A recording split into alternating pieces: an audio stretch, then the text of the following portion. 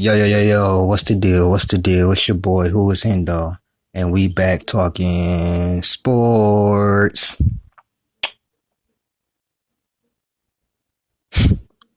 You see what's on my screen, bro. If you know, you know. And this video, if you're a Kobe fan, you already know what I'm going to talk about. If you're a Chris Paul fan, you know what I'm going to talk about. So, y'all remember when David Stern blocked the trade because he was the owner of Charlotte Hornets? He vetoed the trade for Chris Paul to go to LA, and I think Paul Gasol was going to Houston, and I think it was a third team in that trade. I can't remember, that was a minute ago. But y'all remember when that happened and everybody told us, wait, he can do that because he's the owner of the Charlotte Hornets didn't have an owner at that time, and the NBA was allowed to do that. But they allow him to go right across the hall to the Clippers. So this had came out that, well, I already knew this, but this had resurfaced that CP3 they were going to allow him to go to the Heat. Isn't that something? You wouldn't allow, even if they didn't have an owner. You tell me, bro, you couldn't allow Chris Paul to go play with one of your best players in the world, and it wouldn't have been a super team. It would have been two stars, and Chris Paul was the superstar at that time. He was still for a stretch, he was still top 2, top 3 point guard in the league. And that was prime Chris Paul, where he was way better scoring both ends of the ball. Chris Paul, to me, if we just throwing out the stats and everything like that, if we just talking ball, both ends of the ball, Chris Paul is a top 3 point guard of all time, bro. Like, real talk. But anyways, I was thinking about this, and this just shows me how much the NBA didn't want Kobe to usurp MJ, or how, not even just MJ, how much the NBA really tried to hinder Kobe's success. And this, in hindsight, hurt Chris Paul. I can almost guarantee you, if Chris Paul and Kobe,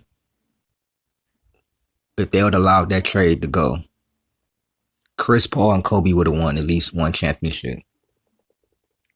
At least one. And can't nobody tell me different, bro. And can't nobody tell me different.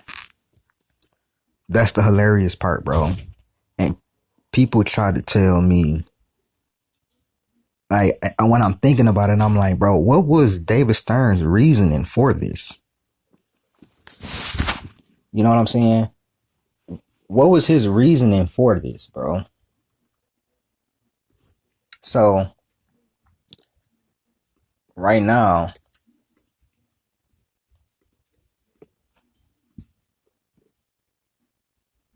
I'm about to look up something.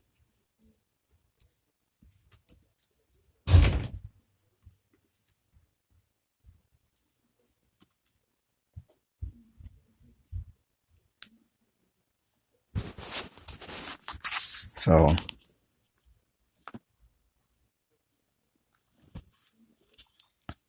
the crazy thing is, I think David Stern just was trying to keep his whole control of the NBA.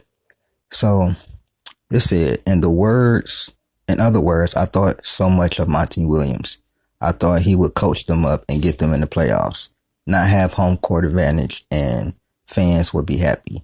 Obviously, they would be caught in the mediocrity, and a mediocre team is not necessarily attractive to a potential owner.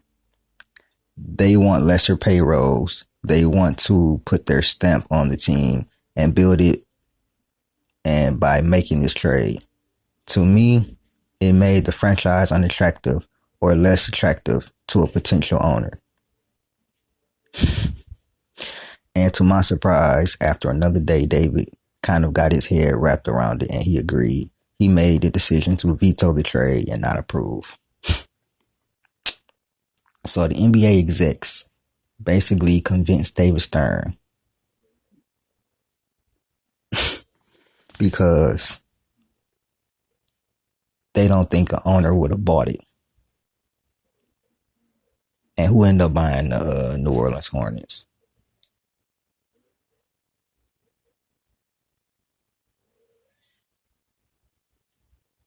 You feel me? It's sick. It's literally sick, bro.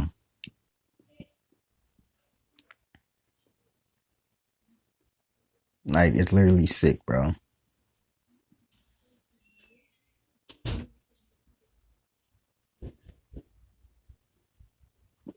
It's sick. This man, the dumbest reasoning ever. This man didn't want the Hornets to be too good.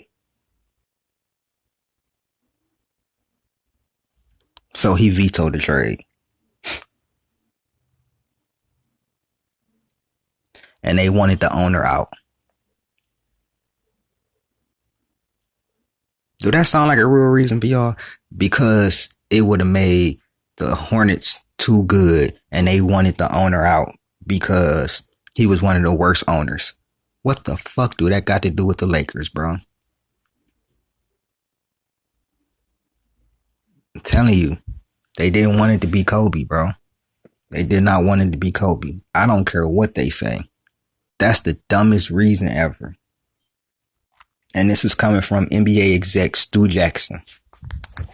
This was printed at NBC Sports, December 17th, 2021.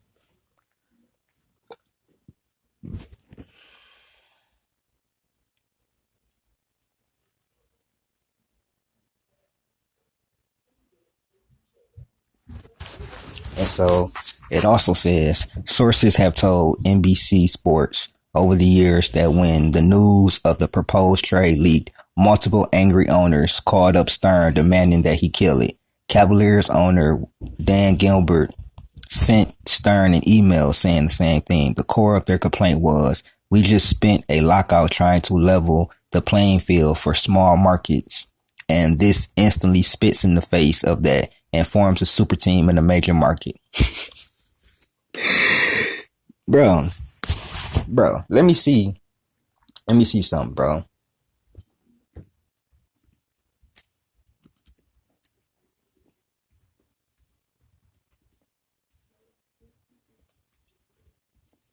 One second, let me see something.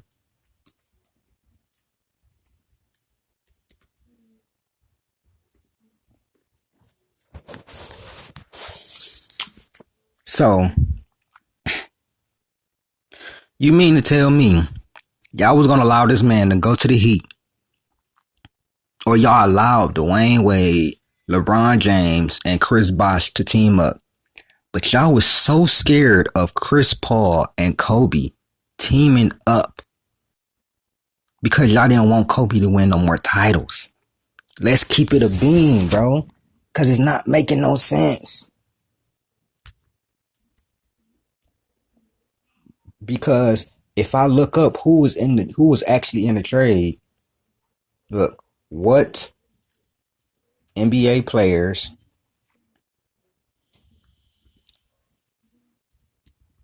were involved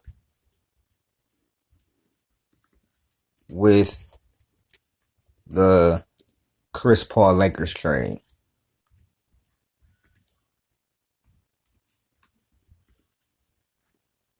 Now, and that was in 2011. Now, think about this, bro. Think about this, bro. They were giving up Pau Gasol and Lamar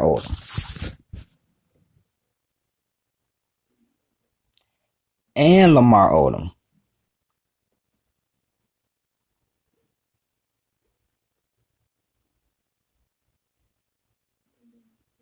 So it's not like they was keeping Pau Gasol. They was getting rid of Pau and Lamar Odom. And I remember Pau was supposed to go to the Houston Rockets.